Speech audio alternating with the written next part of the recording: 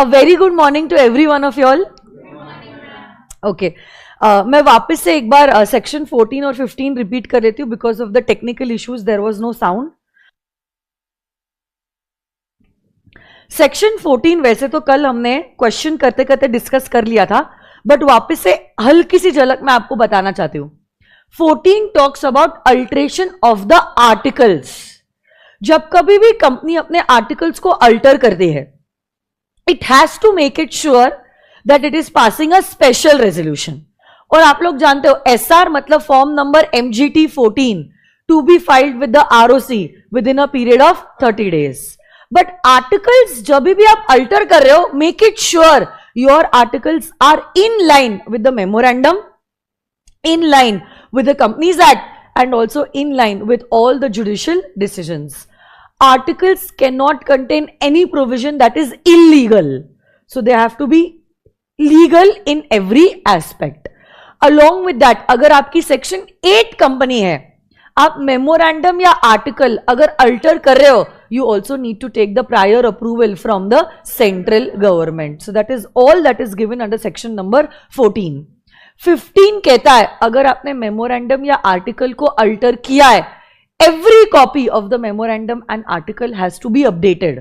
तो कल जाके अगर कोई भी पर्सन मेमोरेंडम या आर्टिकल आपसे डिमांड करता है, क्योंकि देखो मेमोरेंडम और आर्टिकल पब्लिक डॉक्यूमेंट्स है, सेक्शन 399 कहता है memorandum and article of every company are public documents.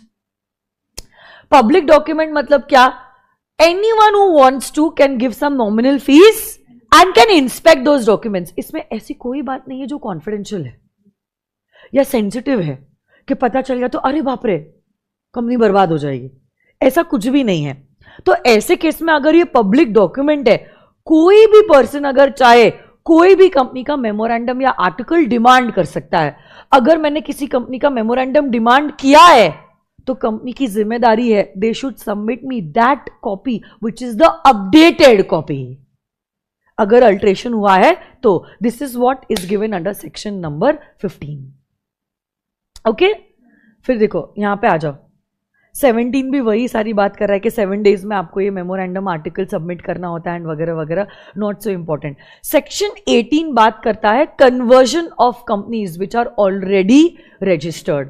अच्छा, आप अगर प्राइवेट कंपनी हो तो SPC एडटेक प्राइवेट लिमिटेड, कल जाके सपोज हमने चाहा may be 5 years down the line, अगर हम चाहे क्या हम हमारी कंपनी को पब्लिक कंपनी में कन्वर्ट कर सकते हैं? सपोज हमने सोचा we want to go for a public issue, but private company तो पब्लिक इशू नहीं कर सकती है. तो इसलिए हमने सोचा why not to convert our private company into a public company. So we want to get ourselves converted into a public company. और सुन ना, फिर ये ड्राइवर को बोल दे ये BMW लेके चले जाए घर पे. तो अगर आप पब्लिक कंपनी में कन्वर्ट कर रहे हो तो अब ऐसे केस में क्या कन्वर्जन कंपनीज एक्ट के अंदर पॉसिबल है? क्या आपने भी देखा है प्रैक्टिकली प्राइवेट कंपनी पब्लिक में कन्वर्ट हो रही है? Nykaa was initially an LLP के बाद प्राइवेट के बाद it got itself converted into a public company and then it also came up with a public issue.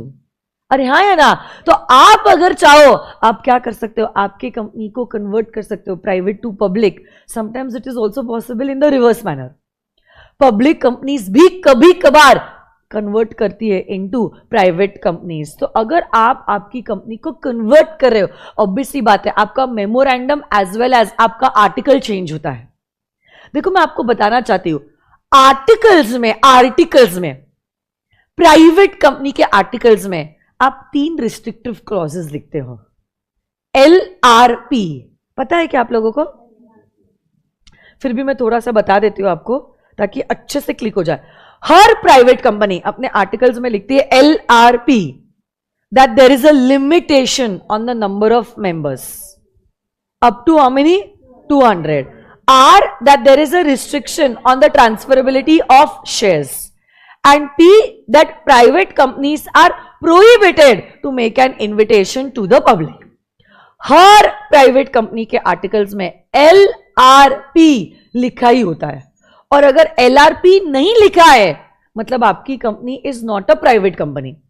और जो कंपनी प्राइवेट नहीं है वो company is considered as a public company. अब आप बताओ, मेरी प्राइवेट कंपनी कन्वर्ट हो रही है इनटू पब्लिक कंपनी, मैं एलआरपी को ऐड करूंगी या रिमूव करूंगी?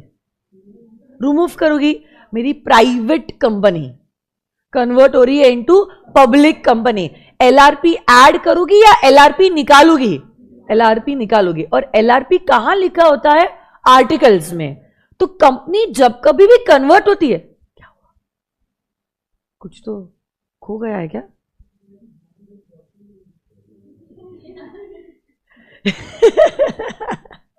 मेरे को लगा फोन या गाड़ी की चाबी। मिल गई, मिल गई। उसके चेहरे पे ऐसा 36 का मतलब ये शॉकिंग ये था। हाँ, तो समझ गया तुम्हारे एक्सप्रेशन से कि फिजिकली तुम इधर हो, कहीं और घूम के आए हो तुम मेंटली।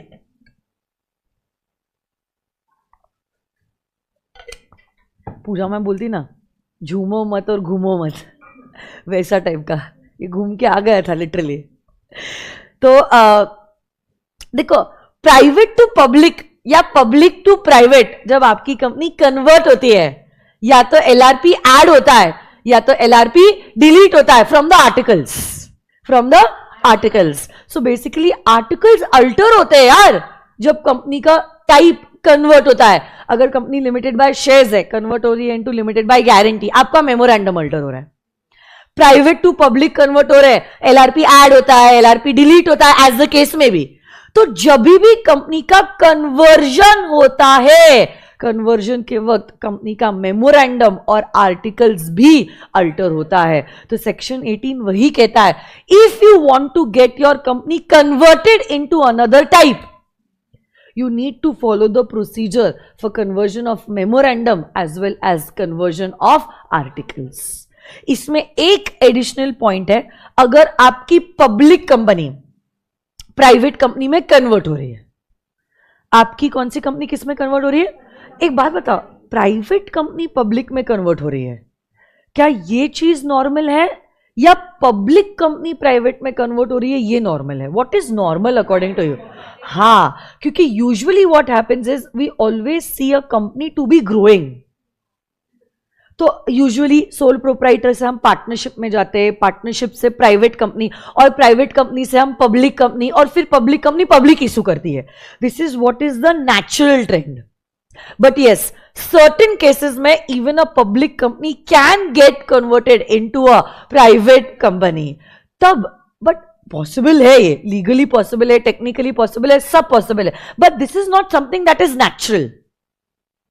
बहुत ही adverse situation हुए होंगे जिसके वजह से कंपनी पब्लिक से कन्वर्ट हो रही है into a private company. It's not usually the usual choice, and because this case is very exceptional, और जहां पहले जनता इन्वॉल्व थी, अब you want to make it a private affair, and that is why what we says, if you want to get your public company converted into a private company, देखो मैंने इसलिए यहां पे रेड में लिखा हुआ है जानबूझ के, you need to take the prior approval of the central government, only after which you will be allowed to convert your public company into a private company. Private को पब्लिक में कन्वर्ट करना है तब आपको सीजी का approval नहीं लगता है, because that's a very natural process. But अगर आप पब्लिक से अपनी कंपनी को कन्वर्ट करना चाहते हो into a private company, you need the approval of the central government. Okay, और बाकी तो देखो, आप थोड़ा सा स्क्रीन पे देख लो, एक बार देखते हो क्या? जिससे अगर प्राइवेट कंपनी पब्लिक में कन्वर्ट हो रही है, देखो we are altering the memorandum and articles everything. तो यहां पे सबसे पहली बात तो प्राइवेट कंपनी कन्वर्ट हो रही है into public, we will alter the articles by deleting the 3 restrictive clauses. 3 restrictive clauses मतलब LRP को हम डिलीट करेंगे आर्टिकल्स में से। क्या आर्टिकल्स अल्टर हो रहे हैं? उसके लिए हमें लगेगा स्पेशल रेजोल्यूशन। जैसे ही एसआर पास होता है, form number MGT14 to be filed with the ROC within a period of 30 days. Private to public convert हो रही है, क्या हमारे number of members will be increase to minimum 7? Number of directors to minimum 3। आप आपके company का नाम भी चेंज करोगे, एसपीसी एडटेक प्राइवेट लिमिटेड नाम था, क्या प्राइवेट हटाया जाएगा और क्या लिमिटेड लिखा जाएगा? बट मेरे नेगोशिएबल इंस्ट्रूमेंट्स में लेटर हेड पे, वेबसाइट पे, कॉमन सील पे अभी भी नाम लिखा है एसपीसी एडटेक प्राइवेट लिमिटेड। ये सारी जगहों पे भी क्या अपनी कंपनी का नाम चेंज करूंगी मैं? वेबसाइट पे भी, रजिस्टर्ड ऑफिस के बाहर भी, लेटर हेड्स पे भी, नेगोशिएबल इंस्ट्रूमेंट्स पे भी, कॉमन सील अगर मेरे पास है, सभी जगह पे क्या नाम चेंज किया जाएगा? And as a public company, if at all I want to get my company listed, can I also give an approval to SEBI? अरे बोलो ना, हाँ या ना? एंड इस बारे में मैं 2 न्यूज़पेपर में भी दूंगी एडवर्टीजमेंट, एक इंग्लिश और एक वर्नाकुलर लैंग्वेज न्यूज़पेपर। वैसे ही इसी का reverse will be here, but इसमें एक एडिशनल पॉइंट है, इंपॉर्टेंट है, और इसीलिए मैंने उसको लिखा है रेड में। अगर आपकी पब्लिक कंपनी प्राइवेट में कन्वर्ट हो रही है, एसआर वैसार सब पास होगा, बट बिफोर दैट देखो, before prior approval of the central government is required. Central government is basically delegated the power to the RD, but अगर आपको आरडी याद नहीं आया, to be on the safer side you can also write central government. Okay, क्या articles alter हो गए? But articles जब alter हो गए, एलआरपी ऐड होगा या डिलीट होगा?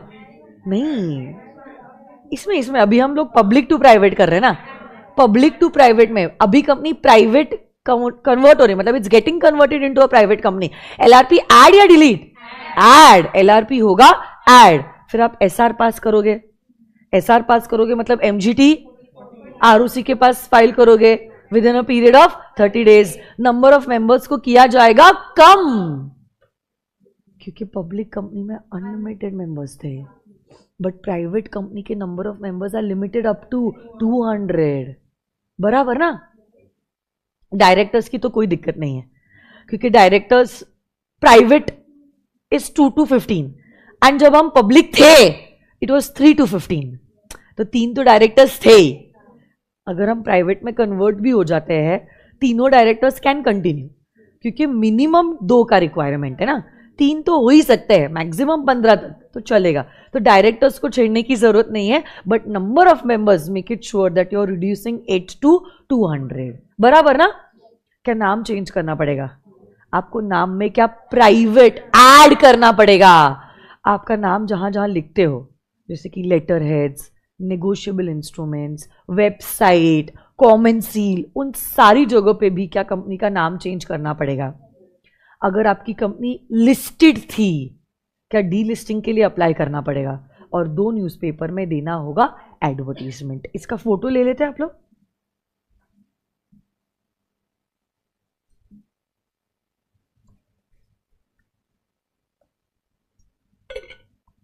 मैम एक बार सेक्शन 2 क्लॉज 68 वाला चार्ट दिखा दो ना, फोटो लेना है।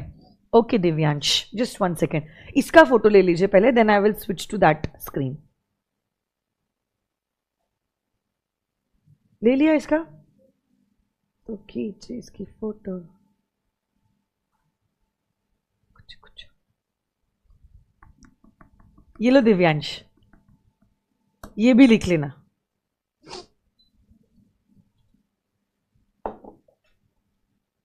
कुछ हो गया?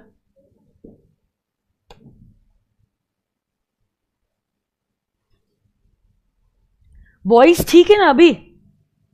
सुहानी, हर्षिता, क्योंकि जब वॉइस नहीं थी आपने बहुत सारे मैसेज किए थे, no voice no voice. Voice आने के बाद आपने भेजा ही नहीं message.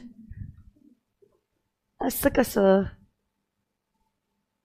That was about section number 18, सबसे इंपॉर्टेंट सेक्शन इस चैप्टर का। जितने चांद सितारे लगाना चाहते हो लगा दो, very very very very very important.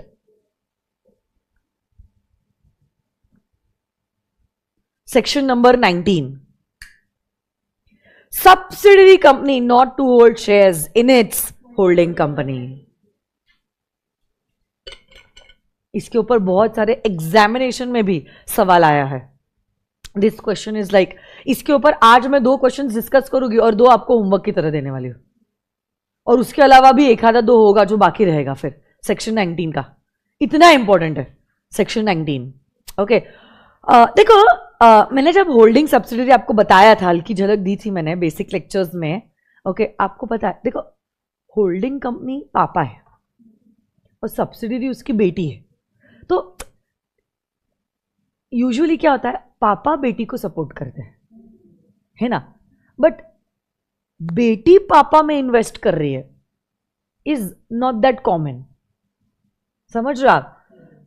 पहले पापा ने बेटी में पैसा डाला, more than 1/2 of total voting power, और अब बेटी पापा में पैसे डाल रही है। मतलब पापा ने बेटी को पैसा दिया, फिर बेटी पापा को पैसा दे रही है, फिर ये इसमें डाल रहा है, फिर वो उसमें पैसा डाल रहा है। मतलब हम घूमते जा रहे घूमते जा रहे घूमते जा रहे। This is becoming a vicious circle. अगर आपको बेटी से पैसे वापस लेने ही है तो आपने पैसे दिए ही क्यों, इज द क्वेश्चन। तो इसलिए लॉ मेकर कहता है subsidiary company can not invest in the shares of its holding company. Subsidiary company can not invest in the shares of its holding company. In fact इस कंपनी को shares भी allot नहीं करने हैं आगे। और along with that subsidiary company जो है खुद खरीद तो नहीं सकती है through transfer and transmission, plus allotment method से भी होल्डिंग कंपनी अपनी सब्सिडरी को अपने शेयर्स अलॉट नहीं कर सकती। मतलब कोई भी तरीके से हमारी subsidiary company can not invest in the shares of its holding company. Shares किसने किसके खरीदे हैं? होल्डिंग कंपनी ने सब्सिडरी के खरीदे हैं। हम कह रहे सब्सिडरी कंपनी होल्डिंग कंपनी के शेयर्स नहीं खरीद सकती। सब्सिडरी कंपनी होल्डिंग कंपनी के शेयर्स नहीं खरीद सकती। The subsidiary company can not by shares in the holding company. और होल्डिंग कंपनी को कोई शेयर्स सब्सिडरी के नाम पे अलॉट नहीं करने चाहिए। बट फिर वो लॉ ही क्या लॉ है जिसके कोई एक्सेप्शंस ना हो, बराबर या नहीं? तो हर लॉ के कुछ एक्सेप्शंस है, और इस सेक्शन के भी है 3 एक्सेप्शंस। और 3 एक्सेप्शंस में जो इंस्टीट्यूट की चाहत है, क्योंकि इंस्टीट्यूट यूजुअली जनरल रूल पे सवाल नहीं पूछता है सवाल on its exceptions. In 3 cases में the subsidiary company can hold the shares in its holding company. So what are these 3 exceptions? Let's check it out. पहले तो जनरल रूल देखो यहां पे, तो देखो no company shall hold any shares in its holding company, and no holding company shall allot or transfer shares to its subsidiary company. और अगर holding company ने कोई शेयर्स अलॉट कर भी दिए या शेयर्स ट्रांसफर कर भी दिए सब्सिडरी के नाम पे, तो ऐसा अलॉटमेंट या ऐसा transfer shall be considered as void ab initio. तो पहली बात तो हमने कह दिया, ही सब्सिडरी कंपनी, आप आपकी होल्डिंग कंपनी में शेयर्स नहीं खरीद सकते। बेटी के साथ साथ हमने बाप को भी बोल दिया है कि पापा आप सब्सिडरी के नाम पे शेयर्स अलॉट नहीं कर सकते, या आप सब्सिडरी के फेवर में शेयर्स ट्रांसफर भी नहीं कर सकते।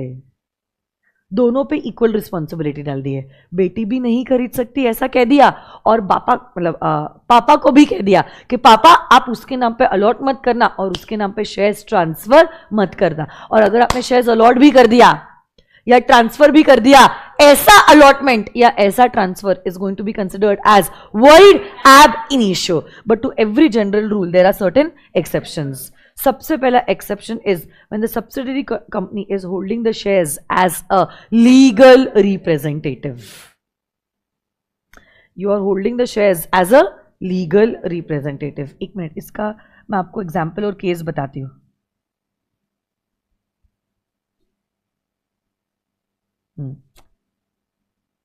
बहुत ही गिचमिच है, थोड़ा सा आप सिर्फ जितना जरूरी है, वो बॉक्स दिख रहा है आपको, बॉक्स उस पे ध्यान दो आप।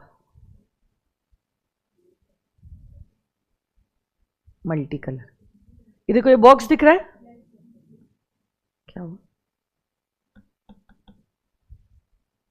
अरे अरे अरे,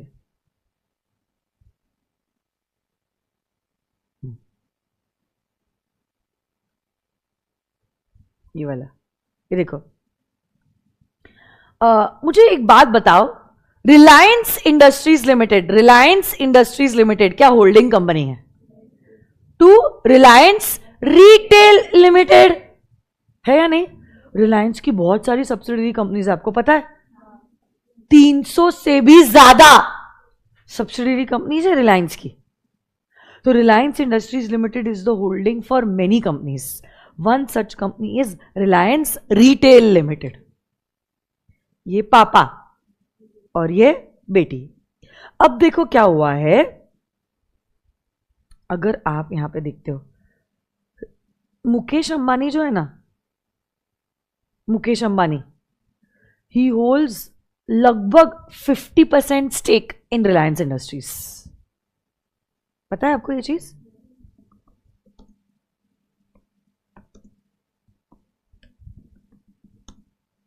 ये देखो परसेंटेज वाइज, ये देखो, ये रहा।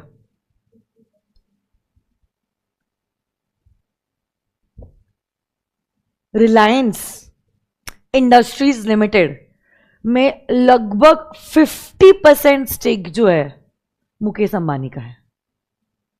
ओके, अब मुकेश अंबानी तो इंसान ही है, आज है कल नहीं है, ऐसा भी हो सकता है। तो अब यूजुअली हम रेकमेंड करते हैं हर शेयर होल्डर को कि आप क्या करो, नॉमिनेशन करो, कि कल जाके अगर आपको कुछ हो गया तो आपके शेयर्स किसके फेवर में ट्रांसफर किए जाएंगे। अरे हो कि नहीं?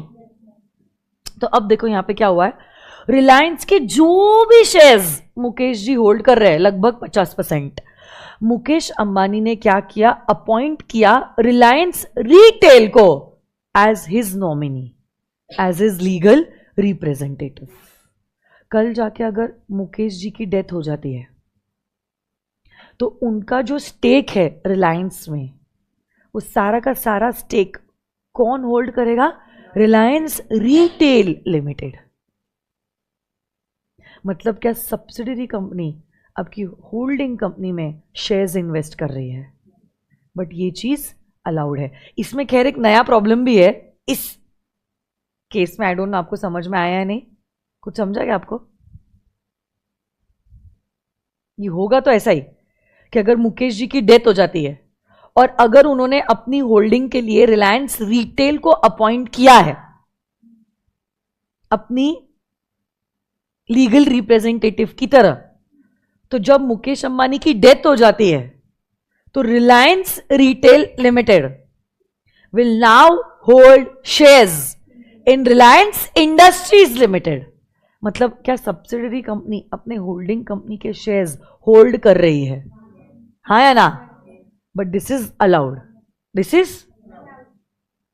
सो फर्स्ट एक्सेप्शन कहता है subsidiary company is holding the shares as a legal representative of a deceased member of the holding company.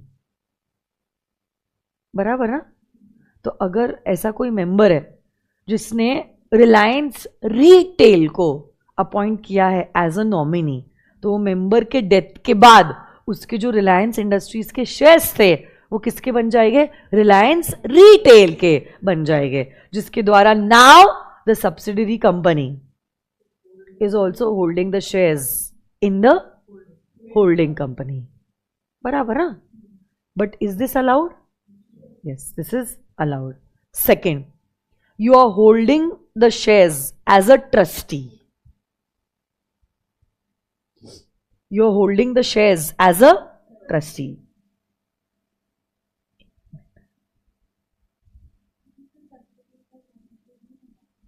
हो जाएगा ना, बट वही मैं बोल रही हूँ, मैंने आपकी क्लास में बताया था, बट वही मैं सोच रही फास्ट ट्रैक में बताओ या नहीं बताओ। ऑलरेडी बच्चे टेंशन में, इतने डिटेल में जाना है या नहीं जाना है। खैर ये तो देखो थियोरी है ये। यहाँ पे मुकेश अंबानी ने रियलिटी में तो रिलायंस रिटेल को नॉमिनी की तरह अपॉइंट नहीं किया है, वो तो अपने बीवी बच्चों को करेगा। बट इस थियोरेटिकल एग्जाम्पल में, क्योंकि डिस्कशन चालू ही है, अगर मुकेश जी ने अपनी सारी होल्डिंग के लिए रिलायंस को अगर अपॉइंट किया है एज अ लीगल रिप्रेजेंटेटिव और इनको कुछ हो जाता है तो रिलायंस की सारी होल्डिंग का मालिक रिलायंस रिटेल हो जाएगा। अब ऐसा हो जाएगा ये भी बाप है और ये बेटी है, और ये भी बाप है और ये भी बेटी है। कॉम्प्लिकेशन हो जाएगा, क्योंकि इनिशियली तो रिलायंस होल्डिंग है, रिलायंस इंडस्ट्रीज होल्डिंग है और रिलायंस रिटेल उसकी सब्सिडरी है। बट इनकी डेथ होने के बाद अब रिलायंस रिटेल भी 50% स्टेक रिलायंस इंडस्ट्रीज में होल्ड करने लग जाएगा। ये भी इसकी होल्डिंग और इसकी सब्सिडरी, और ये भी इसकी होल्डिंग और इसकी सब्सिडरी। क्या होने वाला है, आज तक इसके लिए तो कोई कानून बना नहीं है, बट ऐसा कभी कोई किस्सा आएगा, केस जब बनेगा तो कानून भी अमेंड होएगा।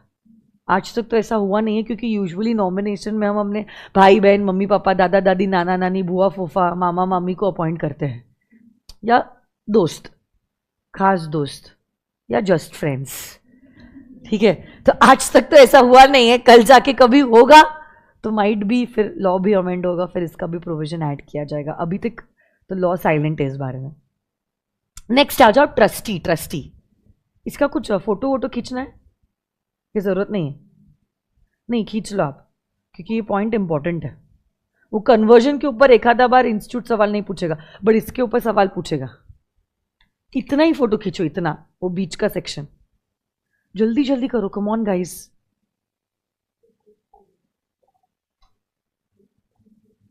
एमसीक्यू भी हो सकता है, एक एक लाइन, मतलब एक एक एक्सेप्शन के ऊपर एक एक मार्क का एमसीक्यू, या केस स्टडी बेस्ड क्वेश्चन भी आ सकता है। कभी कभार क्वेश्चन में ही 3 सब क्वेश्चन रहेंगे तीनों एक्सेप्शंस के ऊपर, तो ऐसा 3 मार्क का सवाल भी आ सकता है। सो ये सेक्शन के ऊपर there are various ways on which the question can be asked. ऐसा, इस सेक्शन को लाइटली मत लेना, इज्जत देना इस सेक्शन को। ट्रस्टी वाला एक्सेप्शन देखो ना, ट्रस्टी वाला देखो ना, यहां पे क्या हुआ है। आपको पता है म्यूचुअल फंड्स कैसे काम करते हैं? आज सैटरडे इफेक्ट है क्या? सिर्फ मैं ही कह रही हूं ऐसे लग रहा है मुझे। म्यूचुअल फंड्स कैसे काम करते हैं? हाँ, तो अगर आपको म्यूचुअल फंड में आप जैसे इन्वेस्ट करते हो, ये आप लोग हो, ये सब आप, ये आप लोग हो, आप लोग क्या करोगे, जितनी आपके पास सेविंग है आप कोई म्यूचुअल फंड को दोगे, और म्यूचुअल फंड इन टर्न क्या करेगा, बहुत सारी कंपनीज में इन्वेस्ट करेगा, कुछ लार्ज कैप, कुछ मिड कैप, कुछ स्मॉल कैप, कुछ इक्विटी के द्वारा, कुछ डिबेंचर्स के द्वारा, कुछ बॉन्ड्स में, जैसे कि गोल्ड बॉन्ड्स में इन्वेस्ट करेगा, और फिर इवेंचुअली उनको रिटर्न आएगा और वो रिटर्न वो आपको पास करे। ऐसे ही क्या म्यूचुअल फंड्स काम करते हैं? अरे बोलो ना। हम अब ये सब हम हैं, और हम लोगों ने क्या किया है, म्यूचुअल फंड्स में इन्वेस्ट किया है। कौन से म्यूचुअल फंड में? एचडीएफसी म्यूचुअल फंड में हमने इन्वेस्ट किया है। एचडीएफसी म्यूचुअल फंड में है ना, एचडीएफसी का mutual fund. This is a real life practical example. हम सब लोगों ने क्या किया है, एचडीएफसी के म्यूचुअल फंड में इन्वेस्ट किया है। अब रियलिटी में HDFC mutual fund is the बेटी of HDFC limited. So basically HDFC limited is the holding company, और उसी की सब्सिडरी है, उसकी बेटी है, उसका बेटा है ये एचडीएफसी म्यूचुअल फंड। ओके, अब देखो, सुनो ना मेरी बात। एचडीएफसी म्यूचुअल फंड बहुत सारे जगह पे इन्वेस्ट करता है, बट वो अपने बाप में भी इन्वेस्ट करता है, क्योंकि he has trust in his father.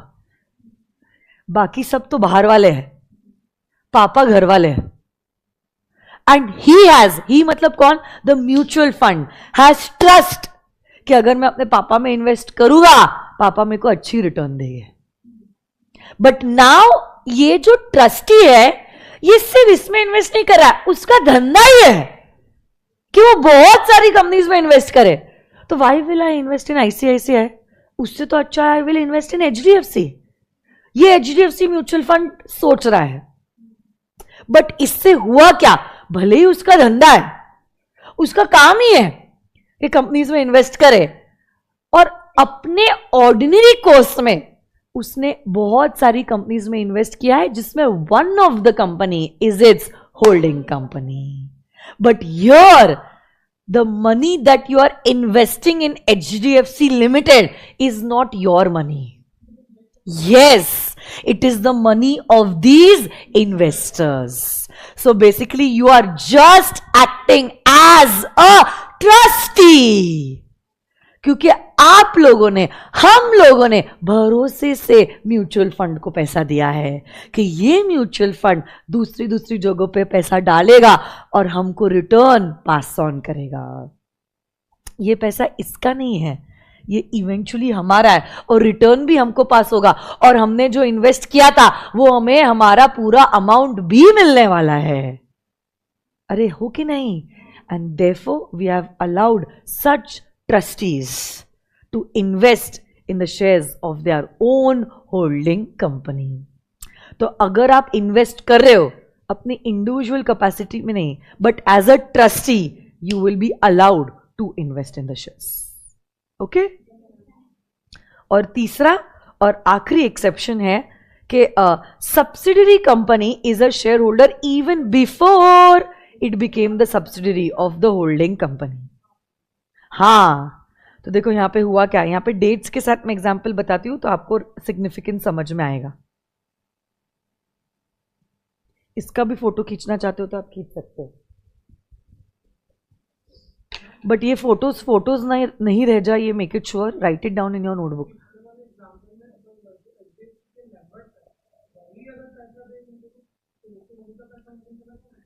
But member अलग है, कंपनी अलग है.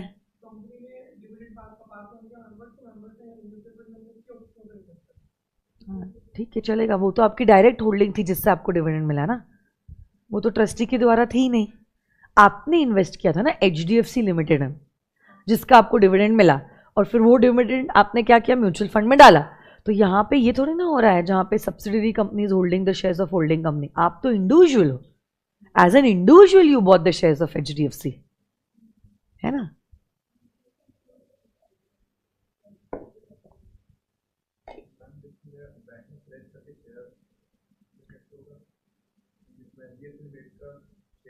हाँ, ओके. बेचेगा उसको? कैसे बेच रहा है वो शेयर्स ना, होल्ड कर रहा है, बट फिर भी ओनर तो आप हो. बैंकर तो सिर्फ पोजेसर बनता है बेटा. प्लेज में you are not transferring the ownership, you are only transferring the possession. नहीं, आप डिफॉल्ट भी करते हो तो banker gets the right to sell your shares, but this is sale by non owner. Still the banker is not the owner, owner आप ही हो. The banker is selling the shares though he is not the owner. Sale by non owner which is allowed under law. ये मैंने कल नहीं परसों ही foundation के बच्चों को कॉन्सेप्ट पढ़ाया. सेल बाय नॉन ओनर, देखो क्योंकि अभी ये शिफ्ट हो गया ना फाउंडेशन के बच्चों को. ये देखो, ये रहा प्लेज के केस में, क्योंकि प्लेज बाय नॉन ओनर्स, और उसमें आप सेल कर रहे हो, तो सेल के केस में वो प्लेज भी जो है इज एन एक्सेप्शन, जहां पे आपने गुड्स को प्लेज किया है. और हाँ, ये बंदा पोजेसर है गुड्स का, ओनर नहीं है, फिर भी वो गुड्स को बेच सकता है. ये आपने ना सेल ऑफ गुड्स एक्ट किया था क्या? सेल ऑफ गुड्स एक्ट में सेल बाय नॉन ओनर, उसमें भी ये पॉइंट था. ये वाला तो कुछ बच्चों ने किया होगा, कुछ बच्चों ने नहीं किया था, क्योंकि पहले वो इंटर का था सिलेबस, अभी फाउंडेशन में डाल दिया था एंड वगैरह वगैरह. But sale of goods act सबने किया होगा, उसमें भी था ये पॉइंट. हाँ, तो इस पॉइंट पे आ जाओ. देखो सुनो ना, यहां पे क्या हुआ है. हेलो बॉयज एंड गर्ल्स, ध्यान दो. दो कंपनीज है, मैंने सिर्फ कहा है दो कंपनीज, अभी तक कोई भी होल्डिंग सब्सिडरी नहीं है, ठीक है. एक है H लिमिटेड और एक है S लिमिटेड. और ये जो S लिमिटेड है ना, उसने 1 जनवरी 2015 को क्या किया, 10,000 के शेयर्स परचेज किए हैं H लिमिटेड में. 10,000 बस, ओनली 10,000. H लिमिटेड का तो टोटल कैपिटल 10 लाख है. उस 10 लाख में से हमने सिर्फ कितना खरीदा है, 10,000. कोई भी, हाँ 1%, कोई भी होल्डिंग सब्सिडरी हुआ है क्या? बस just one company has purchase the shares of some other company, that's it. But ये कब हुआ है किस्सा? 1 जनवरी 2015 को ये किस्सा हुआ है. अरे हाँ या ना, 1 जनवरी 2015 को ये किस्सा हुआ है. ठीक है, अब देखो क्या हुआ कुछ सालों बाद, on 1st of March 2023 H limited ने इन्वेस्ट किया इन एस लिमिटेड। कितना? 60,000 रुपीज। और एस लिमिटेड का कैपिटल ही 1 लाख है। आपने ऑलमोस्ट 60% कैपिटल, मानेगे जितना कैपिटल है उतना ही वोटिंग है, मतलब आपने 60% वोटिंग पावर पा लिया कोई दूसरी कंपनी का।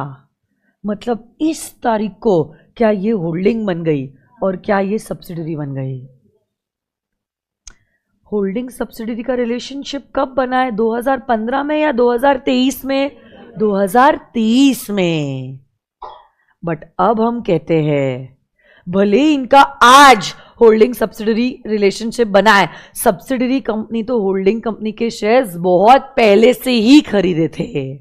It can continue to hold the shares but it will not be allowed to vote in the meeting of H Limited for these shares after they became holding and subsidiary. नहीं तो क्या होगा? देखो, holding की subsidiary है S. S तो वही करता है जो एच कहता है, बराबर? क्यों? क्योंकि वो उसकी बेटी है, तो पापा जो कहेंगे वही करेंगे। एस तो वही करता है जो एच कहते हैं। अब सोचो एच की मीटिंग है, एच की मीटिंग में बहुत सारे लोग आए हैं। ये बहुत सारे लोग में क्या एच लिमिटेड भी आया है? अरे बोलो ना, क्योंकि क्या एस लिमिटेड भी आया है। एच लिमिटेड की मीटिंग में क्या एस लिमिटेड भी आया है? अरे आया या नहीं आया है? अब जब एस लिमिटेड ये एच की मीटिंग में गया और हम अगर उसको वोट करने के लिए अलाउ करते हैं, ये बंदा तो वैसे ही वोट करेगा जैसे एच ने चाहा है, जो सही नहीं है। मतलब एच अपनी मीटिंग को मैनिपुलेट कर सकता है थ्रू एस, जो सही नहीं है। और इसलिए कहा है we will not allow S to vote in the meeting of H. Got it my dear students? पक्का 100%। But you can continue to hold the shares. मतलब क्या ये एक्सेप्शन में आ गया? आया या नहीं? Very good. So that was about section number 19। ये फटाफट हमारे ये हो जाएगा 20, 21, 22, ज्यादा टाइम नहीं लगेगा। 20 is service of document. Service मतलब कोई डॉक्यूमेंट अगर आपको देना हो, सर्व करना हो, तो आप कहां पे देते हो?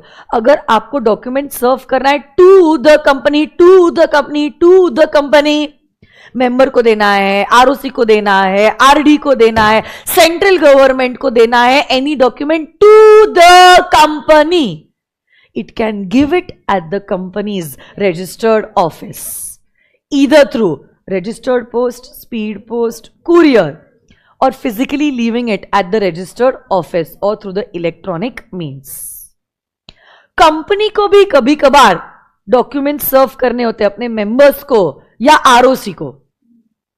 जैसे कंपनी को नोटिस देनी है 21 days prior notice for AGM, तो कंपनी नोटिस सर्व कर रही है ना मेंबर को, वो नोटिस सर्व कर सकती है नॉर्मल पोस्ट से, registered post, speed post, courier, उनके ऑफिस पे डिलीवर करना या इलेक्ट्रॉनिक मींस।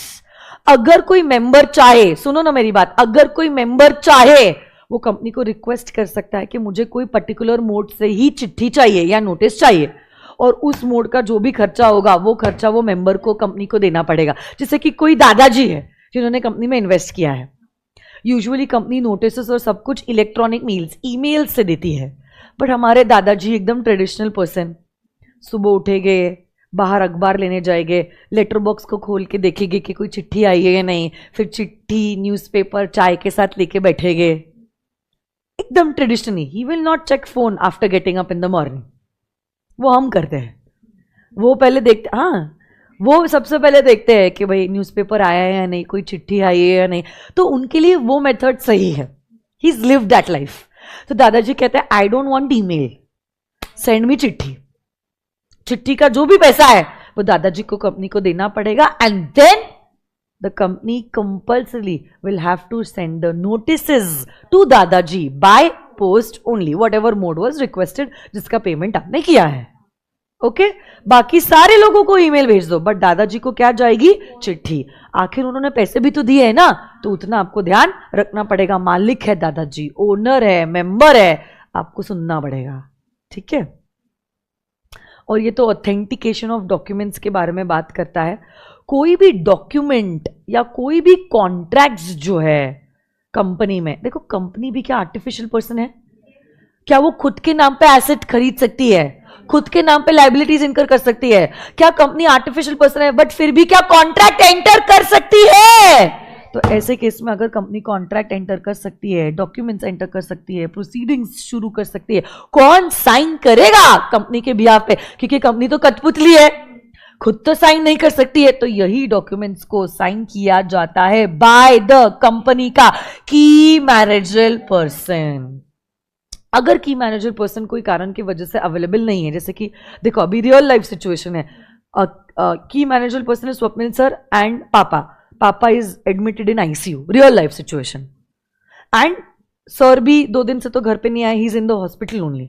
अब मुझे बताओ कल जाके से बुक्स का खर्चा आया है, क्योंकि अभी नई बैचेस चालू हुई है इंटर की 2 दिन पहले, तो बुक्स की डिलीवरी हो गई है, तो बंदा पेमेंट मांग रहा है, सर भी अवेलेबल नहीं है, पापा भी अवेलेबल नहीं है. तो ऐसे क्या हो सकता है? फिर ऐसे केस में सर और पापा क्या कर सकते हैं? डेलीगेट कर सकते हैं मे बी पंकज सर को ये पावर कि भाई आप जो भी है आप पेमेंट दे दीजिए या डीडी बना दीजिए उसके फेवर में, चेक इशू कर लीजिए, we have authorised you to sign on our behalf, है ना.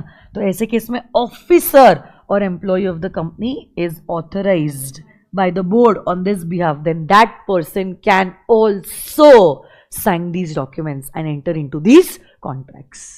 Okay. And lastly, आप लोग जानते हो bill of exchange, all these negotiable instruments. Hundi is a bill of exchange written in a local language. Promissory note, okay, shall be deemed to be drawn, made, accepted, endorsed on behalf of the company.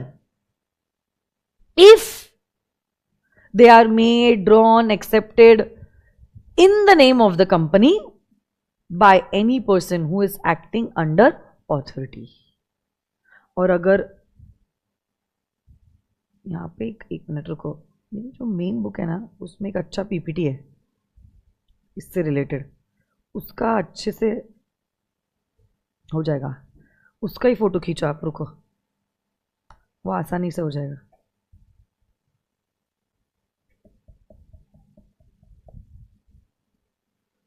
Questions और section 3 ये कल ही होगा मेरे को लगता है, time हो गया.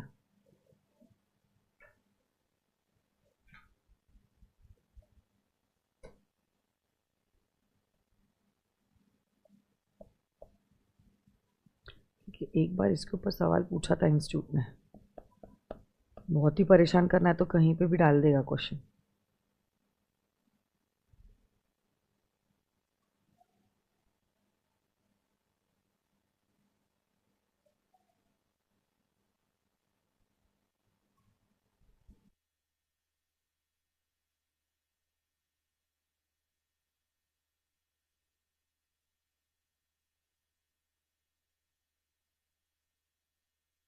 हाँ ये देखो, सुनो ना, ये जो सेक्शन है, सेक्शन नंबर 22, पहली बात तो कहता है कोई भी बिल ऑफ एक्सचेंज, हुंडी, प्रोमिसरी नोट, ओके, साइन किया जाएगा, एंडोर्स किया जाएगा या बनाया जाएगा on behalf of the company by any person जिनको ये ऑथोरिटी दी गई है.